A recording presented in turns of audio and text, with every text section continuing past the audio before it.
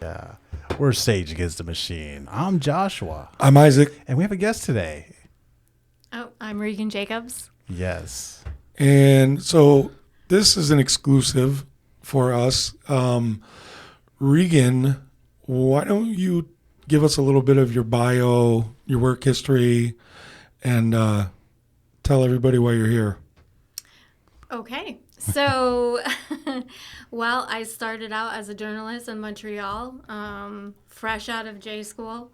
So I've had like a very long career, probably 35 years. I'm aging myself at this point. But worked in Kahnawake, as you know, and within the Montreal area. And then I was contacted by Mohawk Networks when it was a broadband project in 2012 and was asked to come here to Akwesasne to look at the viability of a local television station. So I've been in Akwesasne since 2012 up until last Monday, so I can't think of the actual date, but I was their executive producer and general manager for at least 13 years, and so I've recently resigned out of my position as executive producer, so I've been almost a week now where I haven't. And you were also at one time the head of the communications department for the SRMT. Yes, so I was the acting comms director for almost a year. Yeah, it was like a little over a year, just about a year straight I was in that position. So how do those positions, they sound like they would conflict pretty heavily? Yeah. So how did you deal with that? Well, so when I came on as acting director of comms, I was asked to stay for like a 3 to 6 month period. And I think at the time I was like, okay, I can make this work while still managing ATV and the team over there. But after a while, it became evident that more of my time was being invested into the comms department. It is a heavy workload, especially working right under tribal council. And at that time, I was also asked if I could look at the reorganization of the department. So how did we operate? You know, and where do we go from here as a department? There were different things, different approaches that tribal council wanted to integrate into like how we work, our workflow, things like that. But also looking at ATV and could ATV possibly fit under the communications department? So I would work with my team and then I would come over here and wear this hat. And I think at some point, like I did do the reorganization for the tribe, for the communications department. So ATV under the communications department, there was a lot of discussion about our independence. Sure. And there's been a lot of discussion about our independence for the past 2 years. It's coming under the tribe. Yeah. It's So, famously from us before. Yeah, some of us might have said a word or two about it. Yeah, I know. And that's fair. Yeah. But it's very sticky. So I think as I was doing the reorg, it wasn't just the reorganization and looking at ATV and all of our, you know, like, how will this look? It was looking at the whole, like, servicing the tribe and what were the needs of the community. But we were also in the land claim, in the era of the land claim. It was quite a tumultuous time. Even in the department itself, there was, you know, different things that had gone on. So I definitely felt the pressure. Yeah. And then my team at ATV, they started to be concerned about where ATV was heading under comms. Okay. And, you know, I was like, well, you know, changes are coming, but I don't foresee us having this huge shift of content development and things like that. But I think as time went on, and I was in the department longer than 6 months, and 6 months turned into 9 months. And as I was approaching a year, I started to really have concerns about, well, what will this actually look like? You know? So for me, it was more of like, this is what we want you to do, and it's a directive. Yeah. And I have a lot of love for my work, and I just want to be able to deliver a good product at the end of the day. So when I look at comms, I'm able to do it but it's not, I wouldn't say it would be like a career choice for me. It's not something that I love, but I can do. And I had a lot of operational experience from just developing the LLC and managing it over the years. So I had, knowledge of where we are, and if they tell me where they want to go, I'm going to give them that roadmap to get there. Right. But ATV under comms, when I started to sort of pull back, I was like, ooh, my staff started raising the red flags, and it sort of caused some issues with us in this space. And then as time went on, you started to see that sort of that fallout of that creative team being like, I don't know if I could do this. Yeah. And it was, it was like that slow sort of And so I see, because I can't imagine, being a journalist as well as, having, because it seems almost like it was a slow creep and that it was, almost done intentionally. You know what I mean? That's the way I think of it. That's my biases. Is it? But so you said that your team started to raise concerns, and did that only start occurring when the talk of, moving Akwesasne TV into the comms department? Is that when it started, or had the editorial stuff become an issue before that as well? Well, when Akwesasne TV transitioned from the LLC to a tribal program, there were concerns then, at that point. And I think I had raised them initially to saying, well, I don't know how this is going to work. But I'm always willing to give something a try to see how it goes, and then we went into COVID, and on the heels of COVID, we had a lot of, all of us, right? We had a lot of rebuilding. Readjustment. Back into the light. Yeah, it was a tough time, and I think the position of council at that time was we would like to save ATV because we have all this investment in it and its content, it's become anchored here in the community, but as an LLC, it just doesn't work. Right. So I understand that, that level of thinking. I don't think that they did it with this thought of we're going to control the media. I think it was more about the program. That's what I think. Yeah. I know you do. Well, you know what? It definitely crossed my mind, and Sure. I think rightfully so.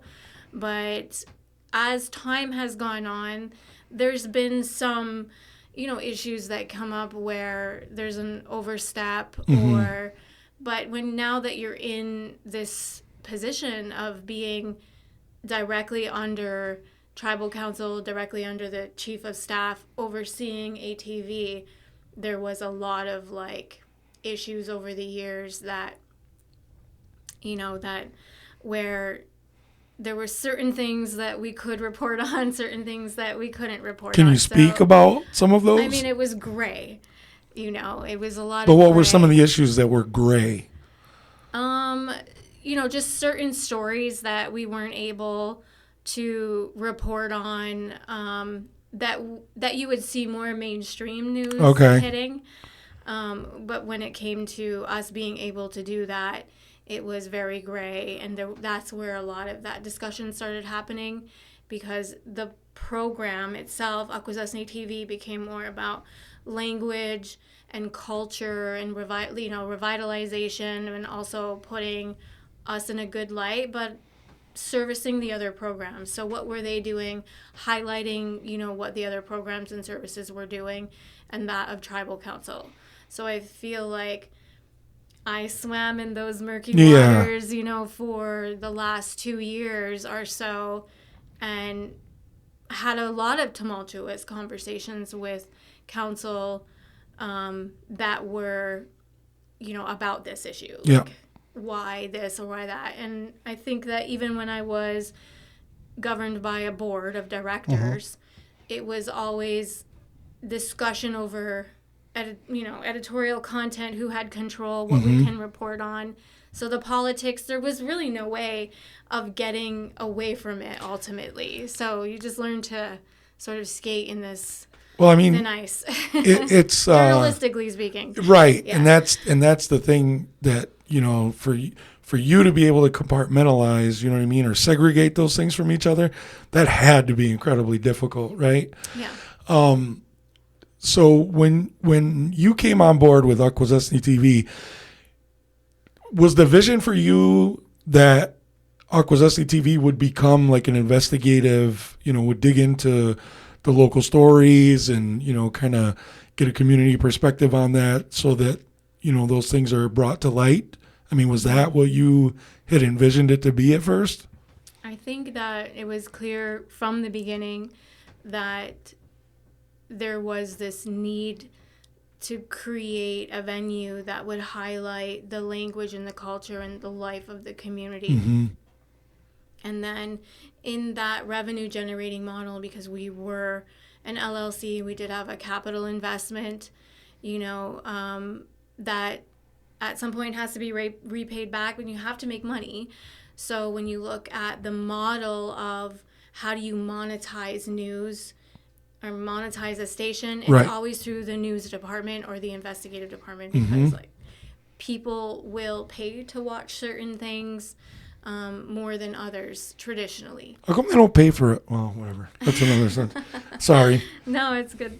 Well, there's a couple models like that's how would you do the revenue? Just like selling productions, or like just doing productions for others, or advertisement? Well, I think the model was advertisement. Yeah.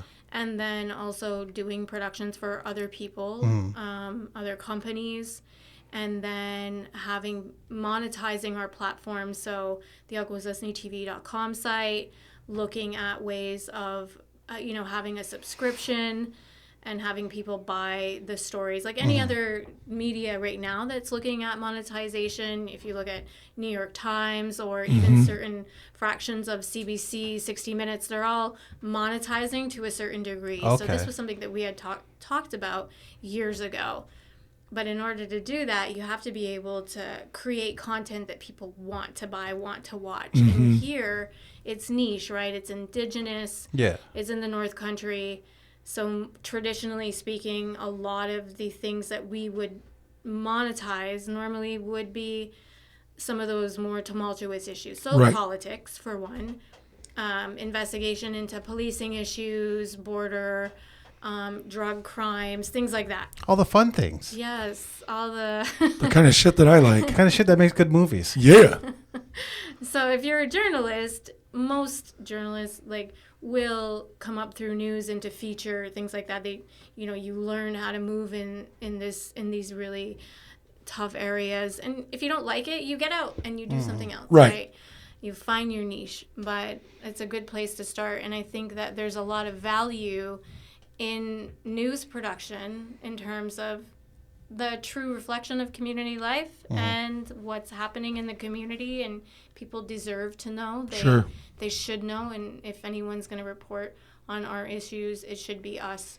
So I think, yes, that there was, this thought of developing news and this level of neutrality and coming in as the storytellers and things like that. And so I think we had some moments where we did do that. Okay. And Do any stand out to you? I mean, there's a few where it was gray. Mm-hmm. The live at 5. Sure, We're okay. live here at the scene of, somebody who had been found that was deceased and Okay. things like that. And that's Okay. normal for me. Right. It's normal, especially, coming out of the market that I did. That was like, you don't bat an eyelash. You just sort of learn Sure. to live in it. Yep. But here, television was a new thing. Right. And that style of reporting, although not new, it was new in that platform. So if you were doing it in paper, the delivery is not the same. Right. The impact is there. Yeah. But the delivery is different, and so therefore the impact is a little different. And so to see things unfolding, I think there were times when community members were uncomfortable with that level of reporting. Did they ever make that known to you or to the board or tribal council that you heard? Yeah, for sure, Yeah. and I also think that at the time when we were starting to develop into those areas, there was like some issues with, how far we could go with policing, the agency being on their scenes, reporting, showing viewers like what was happening in the scene, at the time. So it was new, and there were some people who really liked it and welcomed it, and there were others, depending on the subject matter, they would tell us how far we could go. And there were times where I felt like, although I thought that it was normal and acceptable, the community would let us know that you went too far, and I think there was one where where I thought it was okay, and it really was not a good outcome. I was really people were really disappointed in me and in my decision around this particular story, and looking back, it's fair. I can totally understand why people felt that way and why they reacted that way. So I learned to really adjust my sails here in Akwesasne versus what would work in Kahnawake, what would work in other Mohawk country, or what would work in Montreal. So that instance you're thinking of right now, the specific one, you think that would have been okay in Kahnawake? Okay. Yeah, well, because I had reported on similar stories like that over the years. Although hard, we were used to reporting because in Kahnawake, because we're so close to the city, other news agencies were on our res. Tolerance for it is a little more. And then you also had media that predated me, like the Eastern Door, and K103. So there was already journalists like Kenneth Deere, ran the Eastern Door for years. Yep.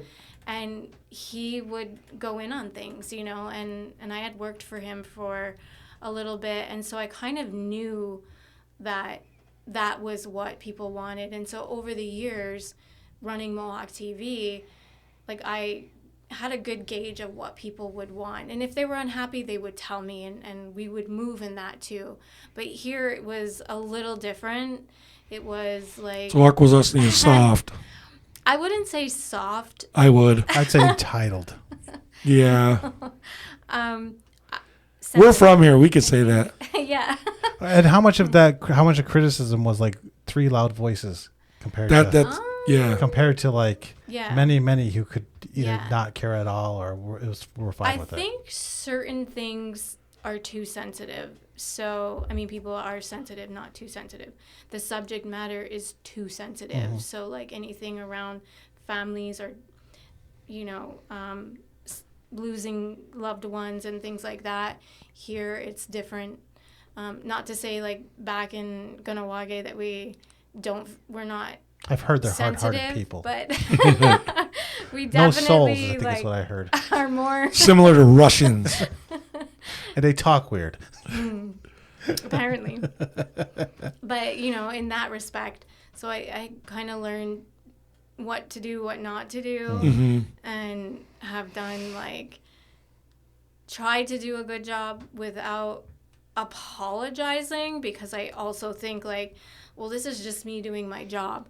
But I think when you really affect a lot of people, apology is in order, so there's some things where I didn't think it was a big issue, but people let me know that it was, and then I was able to sort of sit back and say, okay, that's fair, because there is a level of ethics or integrity that we have to do, and part of that is to be considerate of the people that we're reporting on.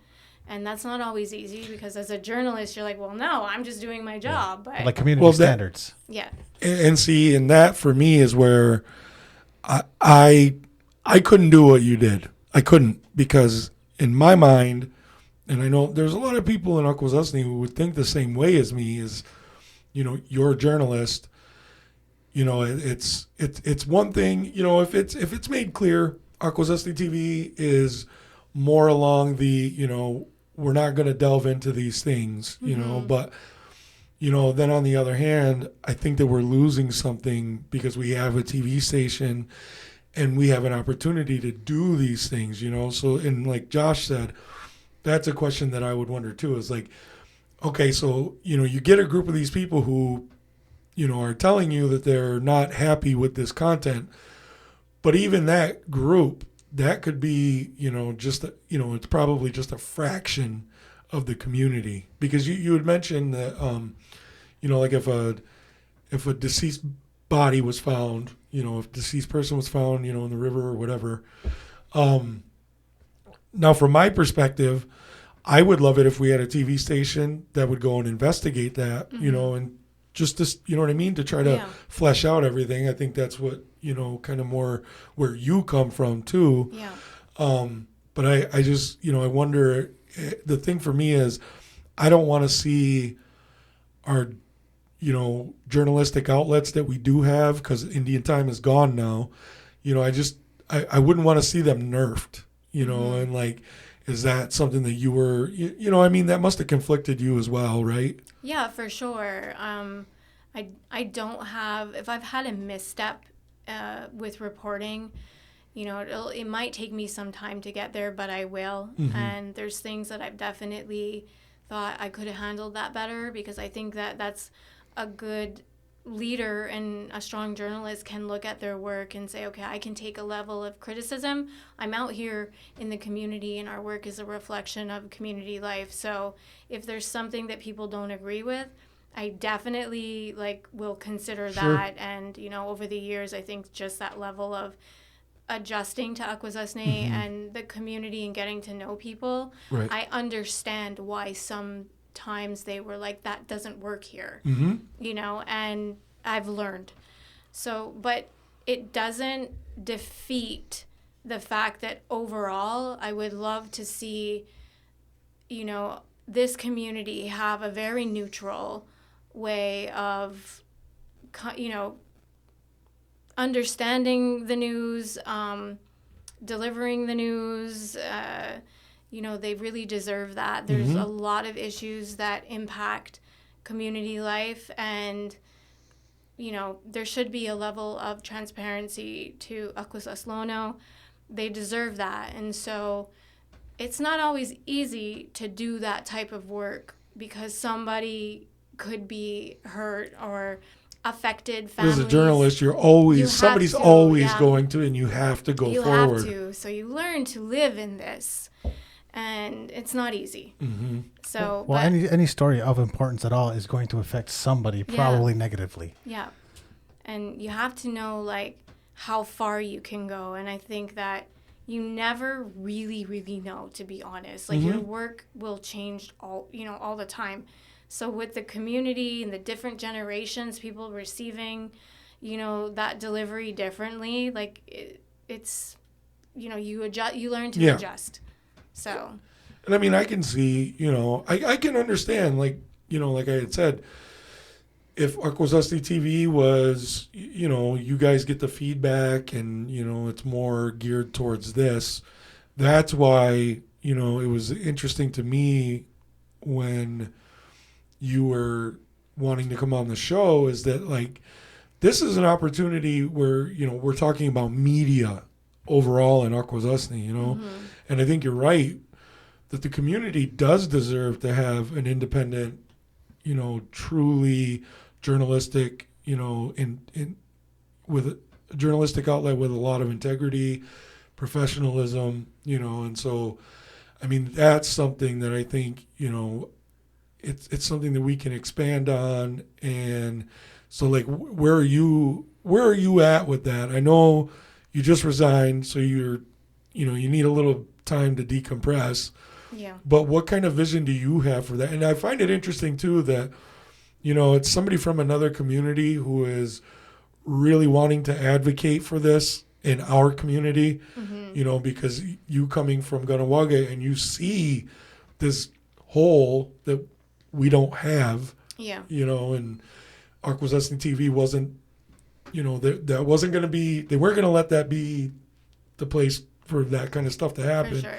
So what are you looking at overall? Like what can you envision? Yeah. What's the unicorn dream? Right. Well, I think I was hoping that Akwesasne TV would get there. Sure. But I think over the years we've seen that there was a decline in that, and I understand. I really do. I just think that, we could have got there, but it is what it is. So now, like, when you arrive at that space of being like, okay, I saw the announcement of Indian Time, saying that they were going to close its doors, and I thought, oof, that's very tragic, for the community, because really that fourth estate, now what? And I knew that ATV wasn't that, and I don't think we were ever going to get back there. And I think I was hopeful, but I knew that there was a lot of players and a lot of things changing. Sure. And so it's just the love of, the story, the journalism, the things that it represents to the community. That's where that comes from. So even though, like, I'm not from here, I've been here for 12 years. My husband's from here. I have a lot of friends from here. I love Akwesasne like it's a second home. Sure. It's definitely not easy to come here and be from another Mohawk community and report on things where you don't know people, you don't know families, or things like that, right? But I also think that there is a bonus in that, because there's a level of neutrality that I'm coming with. Sure. And not bias, right? I don't really know people. Not everybody's your cousin. The way that you do, yeah. So I have just a love for it. Yeah. And when I think about what we're lacking in this field in particular, it just seems like an injustice to the community as a whole that we don't have an outlet that is looking at those tough issues, and they deserve that. Sure. So I'm like, how can I show up? Because I don't really I look at us as a nation. I don't really look at us as like Kahnawake, Akwesasne over here, Tyandaniga. We're all like a Mohawk nation. So when I look at what I can bring to, here or anywhere else, it's just the love of, wanting to do the right thing, wanting for our Indigenous communities to prosper and do well. Yeah. But also to cover those tough issues. Yeah. Because you brought up the fourth estate, and you and I had kind of touched on that when we were speaking before, but I don't, and that's something that Josh and I have talked about this, is that I don't know that the community recognizes how much they've lost with the paper, even like with the limited resources that we had at Indian Time. But, even the story about the recall election, Yeah. that was a 2-piece, article series that I wrote, kind of outlining all the things that I had seen and that had occurred for that fucked up MCA election. And, so it's like, there are those things, but that fourth estate, you said something that kind of, and I could see where you were going, I think. That fourth estate is there, right? That's very important, because, we need that.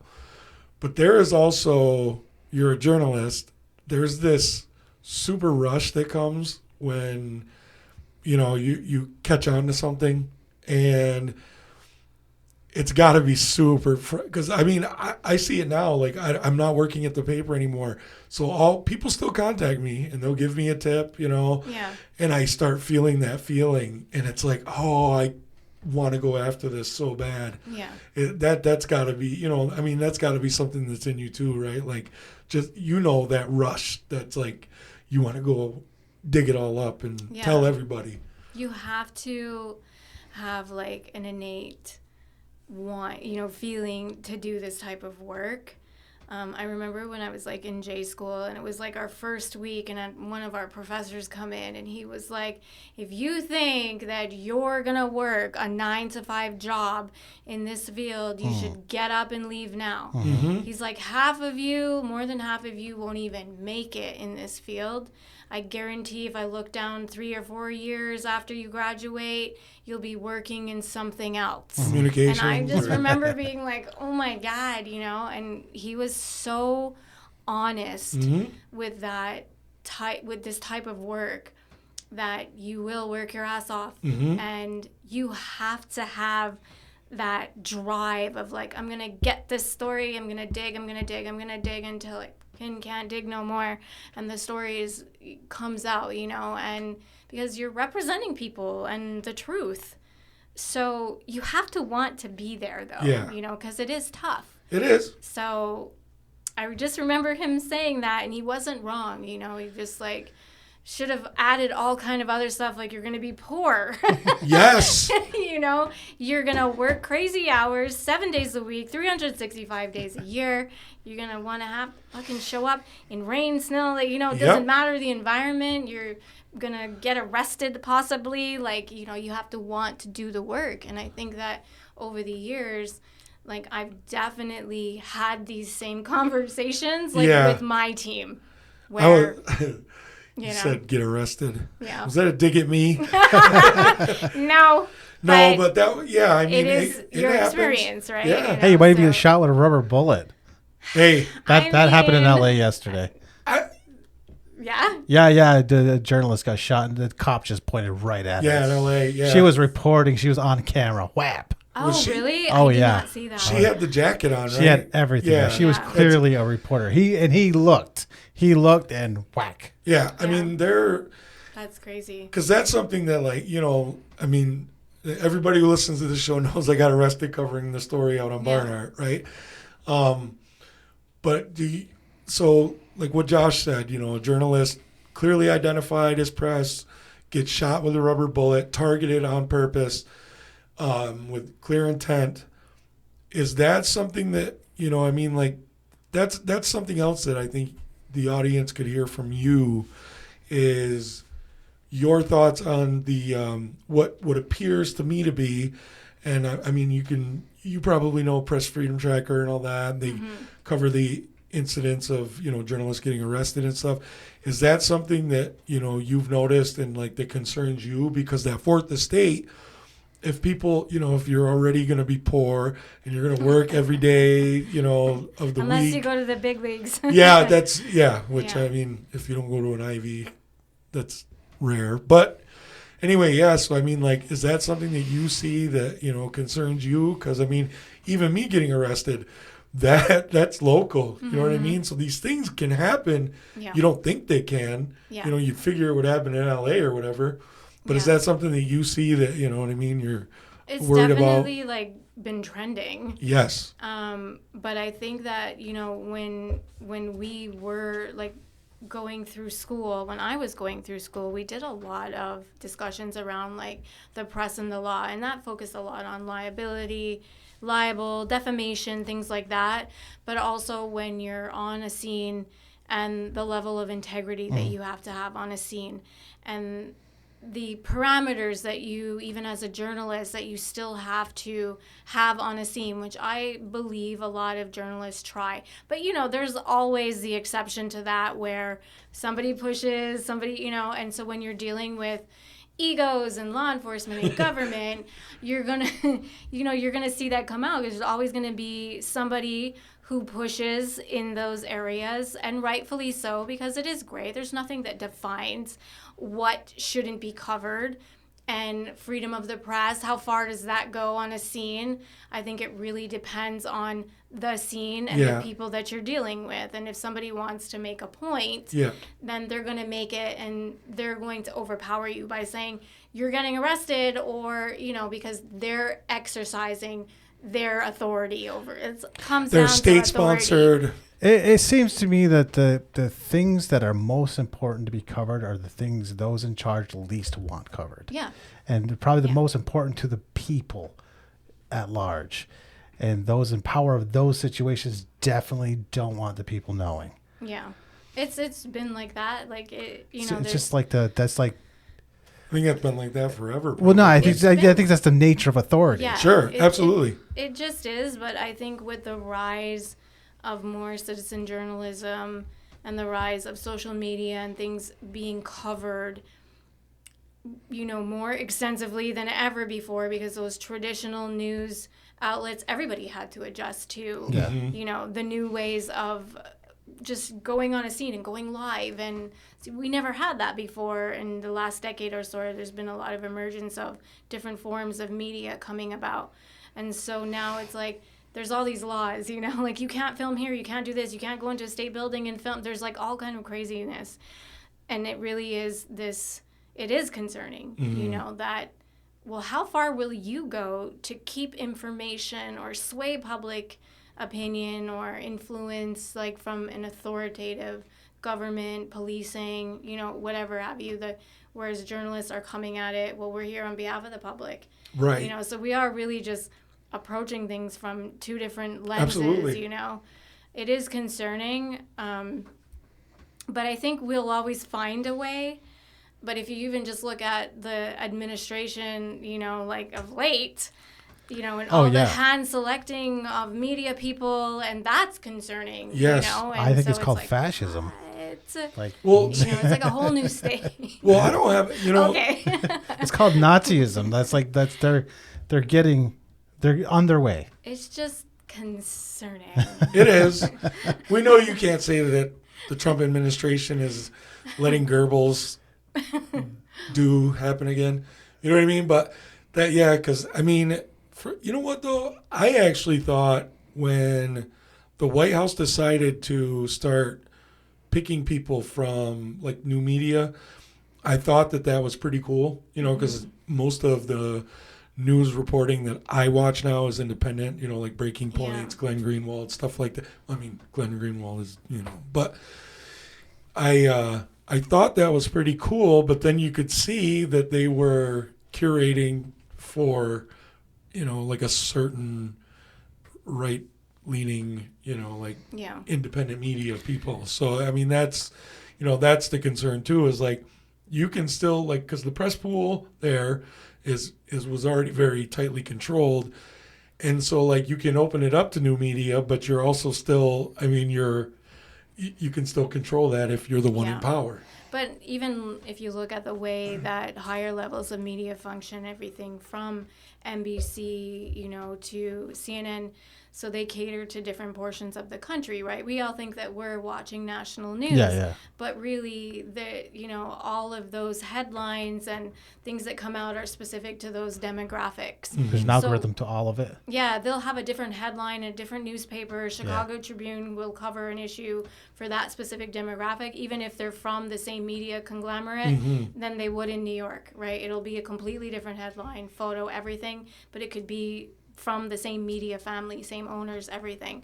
So they really are catering to like demographics at that point and different fractions of the country. Yeah. So really the only level of news independence that you're seeing is from these small local news stations or TV stations or print, you know, that outlets that have very low budgets to do it, but they're not, you know, they're at the local level. And so those stories are being told pretty authentically. Yeah. Where a lot of demographics and money are driving bigger issues in the country, depending on who owns that media outlet. Sure.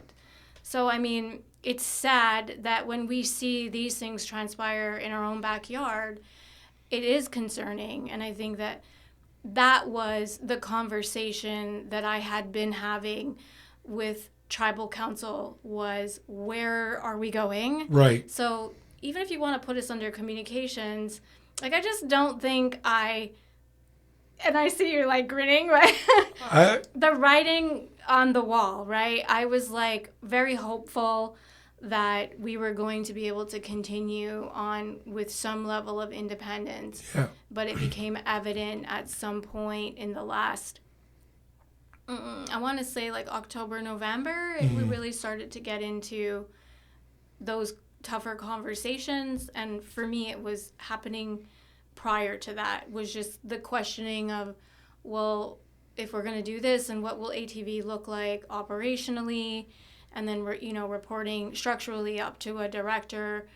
To me, I just felt like it wasn't going to work for me. Sure. Personally, ethically, but also I don't need to report to a director when I've built your brand and I've built your station. Right. I don't need somebody telling me how to do it and how to do my job and how to function in that position. So I was, where do you go from there? How did Mohawk woman with an independent street. How did it come to happen that it went from the LLC to directly under the tribal council? Like, why did they want that? We looked at the revenue generating portion, right? And we were red. Yeah. And if you look at the revenue generating model, that there was a lot of independence in that model, meaning to monetize, we'd have to report on things like politically or investigatively, and it just wasn't going to happen. They wouldn't give you money to do that. Like, they wouldn't keep funding you. I think that there were a lot of reasons for that. If you went down that road. Yeah. I think that was a concern, but there was also, we were COVID. We were looking at, how much money was being funded to ATV to keep us afloat. What would that look like in 10 years? Would that be like another $1 million, of community funding? So I do think that they had a good intention in terms of making that decision. Did I wholeheartedly agree with it? No. I looked at things from a business perspective and with a level of journalism that didn't transpire into that model. Yep. So I understand, that at the time they were trying to save that brand, and I think there was a lot of good intentions there. But at the time, there was also we had Chief Ron LaFrance, who was on tribal council at the time, who really did back ATV and our independence. And he always came forward with that, and by saying that, we should be at arm's length. Yeah. So he was one of those proponents. He should have mentioned that kind of stuff publicly. Yeah, instead of what he did on our show. I don't know. I don't remember. It's okay. Yeah. We're the podcast. We're the podcast they all complain about. Yes. We are. Okay. Yeah. There was actually, didn't Dale say that? Yeah, to you. There's a certain podcast in despite what they're saying on certain podcasts, we're the podcast. We're the podcast. That's you know what I mean, which is fun for us. Yeah. But yeah, they that's interesting to me though, that like the way that you explain it, because it's not that I think Ron, it's just surprising to me a little bit actually. Not to me. He was a supporter of some things, so. Yeah, I mean, he comes out of a traveling college back in the day, and that they that's true. They used to do this stuff as well. He did have a background in television previously. Oh, I forgot about that. Yeah, different technical things and stuff like that. But when we looked at the independence, he was that proponent of having those tough, questions proposed or even tackling tough issues. He was able to say, "Oh, it's great, but I feel like there's merit, there's value in it." Sure. And we just couldn't get there. Yeah. And even Bev, Chief Cook, she valued ATV for different reasons, of course. And I think that when there was discussion about, do we continue or do we just call it a day with ATV? That was probably 7 years in or 8 years in. And, she was one of those proponents of how can we make this work? Right. So I do have to give tribal council that, because I really do think that there were certain chiefs or sub-chiefs at the time that were looking at this in a way that, could this work? But if you look at it from a journalistic standpoint and those ethics, you really have to try to stay in line with that. And I think having the career that I've had, it would have been unfair to myself, to align that way, where it would have felt like I was had all these years of experience and trust in the community and with the public, that I would just end on that note. Yeah. And so it's not fair to me or them. I just wasn't in alignment with the way things were being handled and didn't see how we would ever get there. Yeah. And it was a really tough conversation, and there was some fallout from that, and it led to my resignation ultimately, based on the ethics and the direction, and not wanting to really succumb to what ATV will be under the communications division, which, you know, in fairness, it will add value to the storytelling when we look at our Kahnawake values and principles and the community, the programs, the work people do in here in Akwesasne and all those really good things. But it won't be what, you know, what you and I would want to do. Yeah. Well, it seems kind of obvious it would go that way. Like how you can't be that critical of the hand that feeds you that closely. There's just no way. Yeah, there's just no way. No one's going to pay for someone to take them down. Yeah. Well, and even the whole take them down. And I think that was part of it, right? I was like trying to sort of wrap my head around, well, what was it that you're so concerned about? Because I do think that if you look at certain institutions, news institutions, CBC, they have a layer of, you know, with the government. Yeah, you know, it's very gray. Yeah, yes. NPR and CPR. So there's this sort of like, we're going to do it. And, you know, we all know that it could get, you know. But they have a big enough user base that they can. Yeah. You know, not most of their funding doesn't come from the feds. Well, that dickhead Elon cut what, $2 billion from but it doesn't ultimately destroy them, though. Well, and ultimately they don't have to live in the same community where you report. Right. So it's like there's a lot of things that just don't work. Yeah. You know, and rather than being frustrated and feeling like I'm doing, you know, something not good, not ethically good, I'd rather just leave it like this. So, you know, but what I think I didn't appreciate was sort of how all of those dynamics played out, which just reinforced my decision that leaving was the best thing to do. Yeah, because you're a journalist, so you cover politics. But I'm guessing this was the first time you had been working in a situation where the politics played a role in, you know, how you were able to do your job. Yeah, for sure. You know, and over the years, I would run into other journalists, longtime friends and colleagues.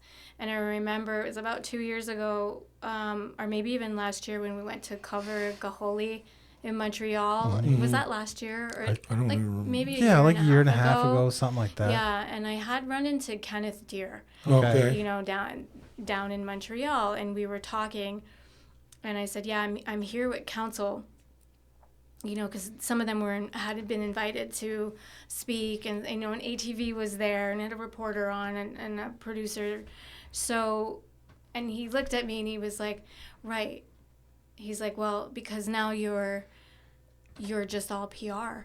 And I remember like sort of having this moment of like, you know, where somebody that I really like loved and respected and had looked up to and still do actually, you know, that just really put me in my place and held me accountable and was like, you know, and it didn't sit well with me. Stung and a bit, but it wasn't wrong, you know. It stung, and I thought, ooh, it's very gray. And I kind of known this now for years that I've been sort of in the pond of, you know, the murky waters, and where do I go from here? You know, and so it just kept sort of going that way where we had less and less and less independence, and so how far can you? Yeah. You know, down that rabbit hole can you go? And I think I just reached the limit of how far I could go. Yeah, because I mean, essentially, it's going to be either you push back and probably eventually resign, or you fully become a PR person for state media, right? I mean, that's kind of the only two paths, pretty much. Yeah, you have to pick. And, you know, my love and career has always been in media. And I think that I've definitely tried with ATV to skirt around some of these issues. But ultimately, when it came time to, like, make that decision of where do I go from here, knowing full well that it was never going to be that. It was never going to be the same. Like, I just couldn't do it, like, ethically. I'd already skated that line. You know? So to be like, ATV is a media for the people. Right. You know, it's not accurate, and so I didn't want to have this sort of like fake, persona of reporting, but it was all, curated. Yeah. Yeah. Well, I mean, it's, and that's the thing that Josh and I ask ourselves a lot is, what's for the people? You know what I mean? I mean, that's a fair question. Yeah, there's a lot of the people. Yeah. Many groups of the people. Yeah. Well, 800 of them voted the other day. That's not really the people. It's just a few of the people. Yeah, 800 out of 16,000 is what, like 3% or something like that. I don't know. It's if I was good at math, I'd be building computers, not. Yeah, I'm a reader and a writer. I don't do that math. That's for nerds. People, good point. Like, is that a reflection of the people? But if we were reporting on that, we would get to those demographics, right? Yeah. How many people are in your community? How many people are voting? What does that represent at the community level? Like maybe 10%, not even. So we would have talked about those things in election mode, right? Right. But we wouldn't have covered those things in the past. We would have just run like meet the candidates night, and I think it served its purpose. The 5 people that are there. At the time, it served its purpose. But to go beyond that and to be like, well, we're going to be a media, but also we're funded by the tribe. When I look at the tribe, I also think that the tribe is supposed to represent the community, right? And those funds are community dollars ultimately. Yep. And so we have a responsibility as, to be in that structure, to do things with ethically and think of, are we spending our money the way that the community would want us to? And I think at some point I said, well, why don't you ask the community what they would want to do with ATV? Ask them, because that's their money. They are funding it, ultimately the program is funded through the tribe. It's supposed to be for the community. So what do they want? And how was that, Matt? I mean, I'm sure you can imagine. Yeah, that's what I mean. I was kind of being a little cheeky maybe we're doing conjecture here, but I've noticed that systemically the tribe seems to do that with every single thing it funds. It slowly sucks it in and becomes part of the entire tribal political apparatus. Like from youth programs to health programs to cultural programs. Like it all seems to do that. So that's got to be a systemic problem, because it's not just who's elected, but the entire organization seems to work that way. I think that when you look at the delivery of services that they give to the community, the people in those positions really do the justice, right? So it's not necessarily tribal government. I mean, yes, they support things. It's our everyday community members that are working there, that are delivering these services to the community. So they do a good job. Yes. When you look at the overall politics, when you look at the overall politics of the community, that's tough, depending on what fraction you're in.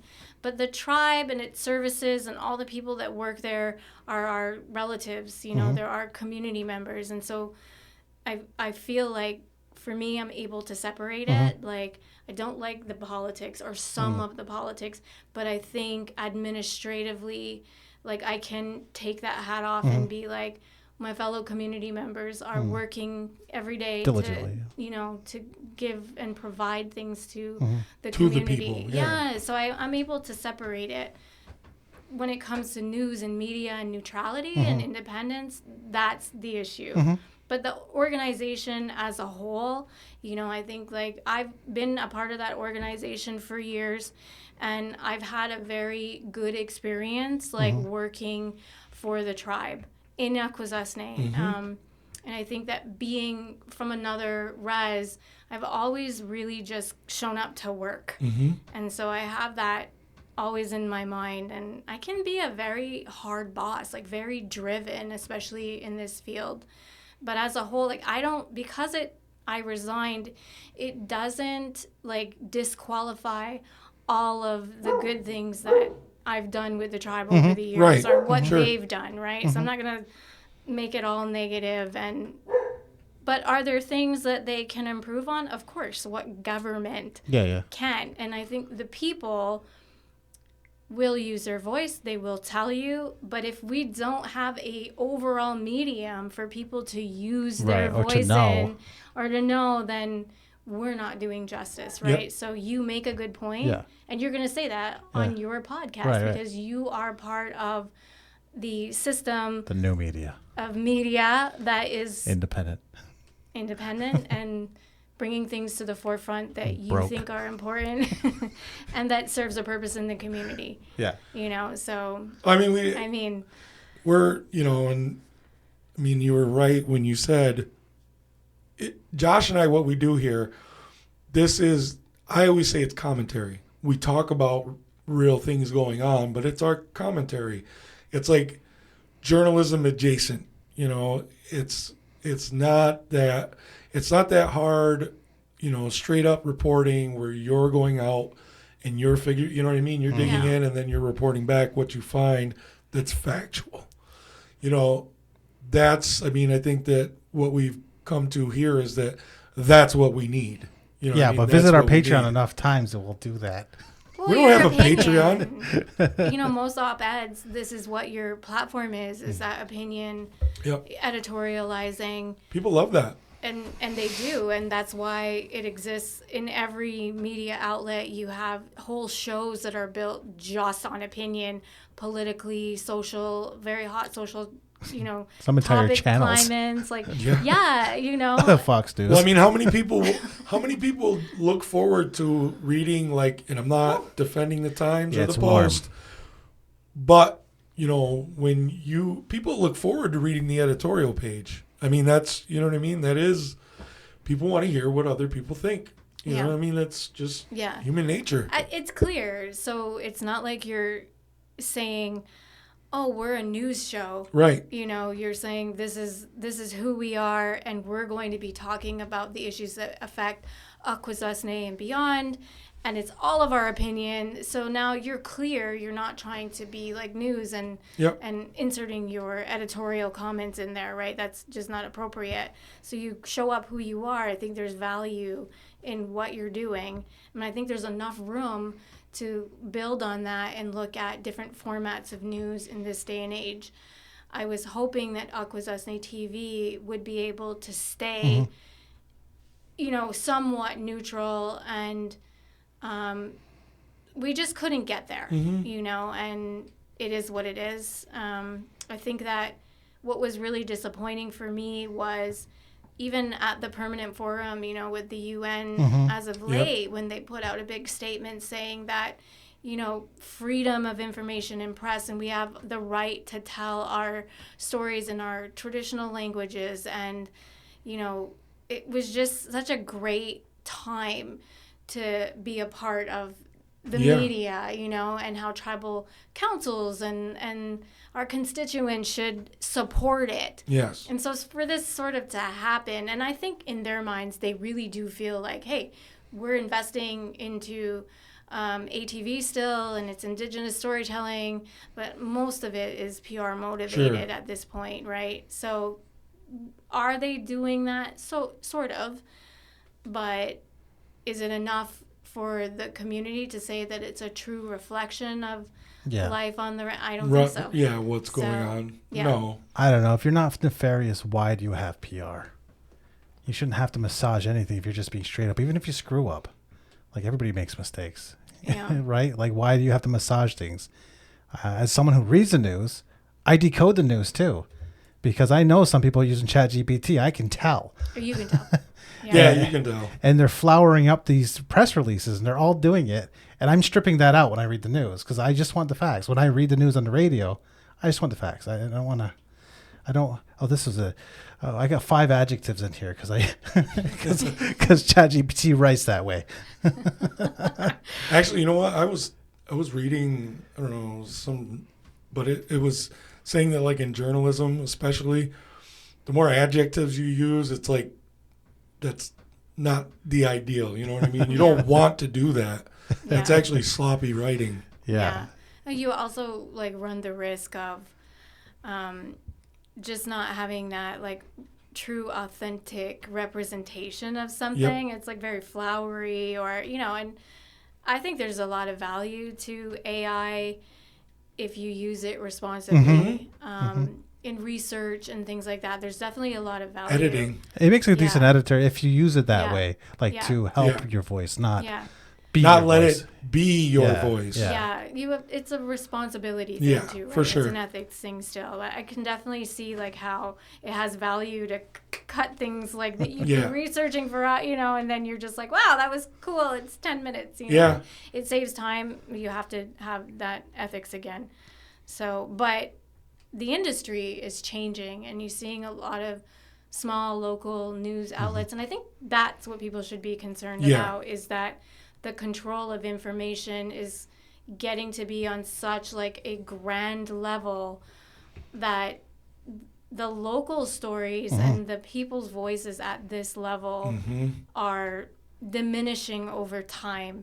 And that is a concern, because those foundations of true democracy and conversation and consensus building, like where does that come out? Yep. At the community level, if we don't have the outlets or the avenues to do that. Yeah, when everything's nationalized, you're going to lose all of that. It reminds me, which is what's happening. You can find these videos where they have the headlines from like different stations all over the country, and you can sync them up, and they're saying the same thing all over the countries. Whoops. Well, they used to say, it's just the same copy they're using. Yeah. It's all politics is local, right? And it used to be that way, and you could kind of look at the same thing. It's along the lines of what you're saying is all news is local, but we're losing that too. We're losing that, yeah. So it's that is a real detriment to all of us here, and I think. So I think it sounds like when you get back from, decompressing and processing everything that you've been through, it sounds like you have a vision for things that you want to get going. And it would be more along the lines of having those independent, people doing real journalism, and that I think that would be a great thing for everybody. And I think everybody in the community would really appreciate that and be thankful for that. Yeah.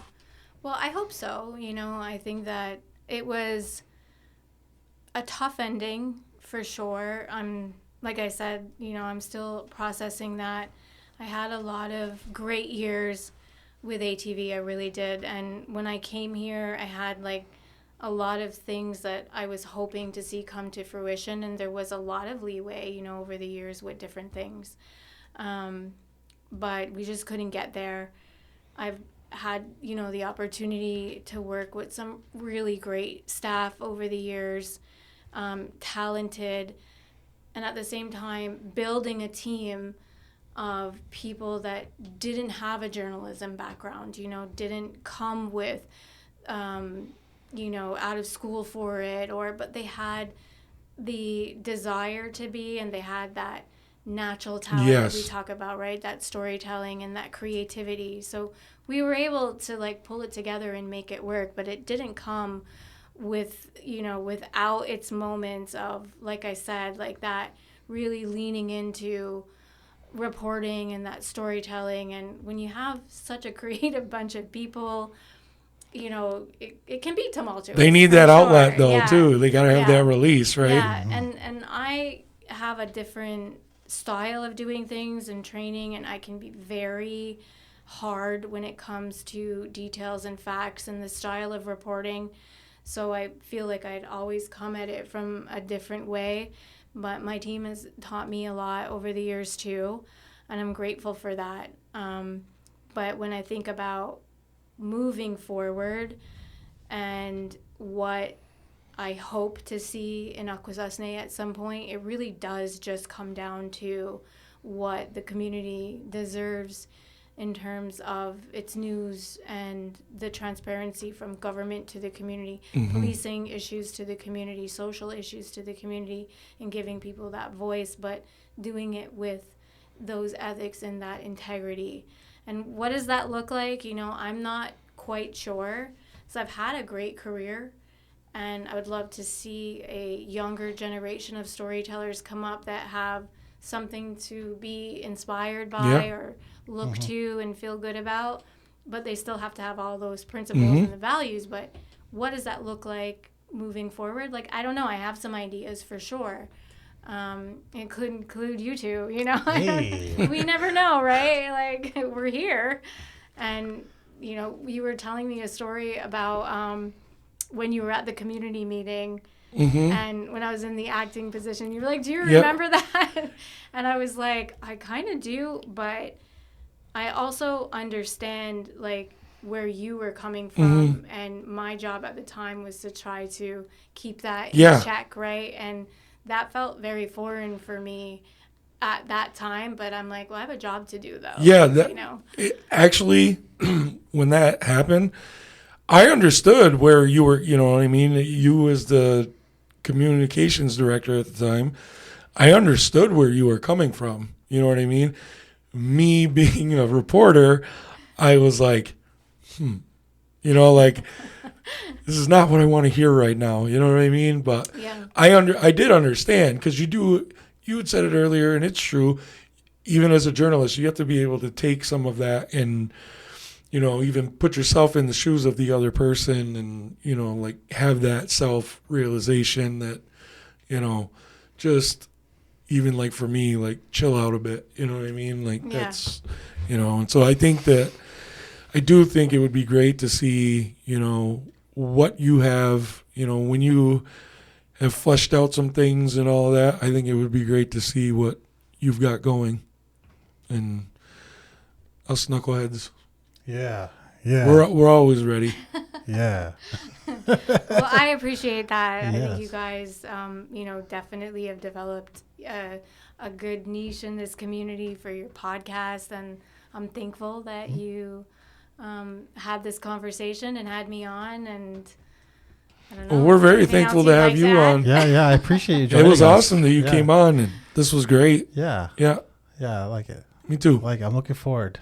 Me too. I think this is going to get a good. Yeah. This is going to get a good response. Yeah, and I'm looking forward to big things from you when it's. Yeah, absolutely. Get all your hiking in and. Oh yes, I love hiking. It's where I go to, like, lose the stress of things, right? Yeah, so there's so many good places around here too, right? I know. There's just so many, like the 46ers. I'm trying to get through those. They're such a killer. Nice. Yeah. Yeah. All right. But who knows? Who knows what's next? I think that when something ends, you have to take the good with the bad and move on. And I think I was able to say, you know what, I'm not a fan of how this all went. Yeah. And I think just for the integrity of the relationships that I've developed over the years, like, it may have been a difficult conversation and journey, but I wouldn't devalue any of that by saying, you know what, this is the nitty-gritty details and these are the things we talked about. Sure. And, like, yeah, you can be disappointed, and I think two things can exist at the same time. You know, you can have the right to feel how you feel, and other people can too. Yep. And you can be mad at a situation but still hold yourself with class and be able to say, I don't like this, and then not have to tell everybody about it. You know? So totally understand that. Yep. But and I think that who knows what's next, but I'm looking forward to the next chapter. I mean, honestly, I've been in this field for a long time. I was 18 when I started at K103. Wow, nice. So it's 30 and something years. It's not that long. It's like 5 years. 5 years. 5 years. But I've really enjoyed working in Akwesasne. I think when I overstep, people definitely let me know. But I think the biggest takeaway for me was that, and still is, that I feel really privileged and proud to report here and to talk about issues. And it means a lot to me to be able to be in this community and not be from here and represent the community. And I think I'm always learning, and even in all of my imperfections, because trust me, I've messed up, I've made mistakes. I've definitely stepped in it like anyone else, right? But it really is meaningful to me. Yeah. And I'm very grateful for the opportunity to have worked in Akwesasne all these years. And I don't know where I'm going to go from here, but... Well, I think everybody's going to be looking forward to seeing where you are going, and I think I'll speak for myself and part of the community anyways, that we're thankful that you have been here and you've done this work for the community, and we're looking forward to seeing what you got coming next. Yeah, it's opportunity going forward, right? Yep. Right. Yeah. Now, I really appreciate you guys having me on. All right. Thanks for coming on. It's so hot in here. It's you know what? It's a ventilation problem that I've been meaning to get to for about 3 years now. Or Sage gets. We're all like, okay. Oh no, Isaac's a hot tamale. Yeah, I'm always. He just like keeps that. his wife warm all night long. You know what I'm saying? All right, we're Sage Against the Machine. I'm Joshua. I'm Isaac. And our guest today, Regan. All right, Nyawa, thanks for coming. You keep catching me off guard. It's okay. I'm just like that. Can I say my own name?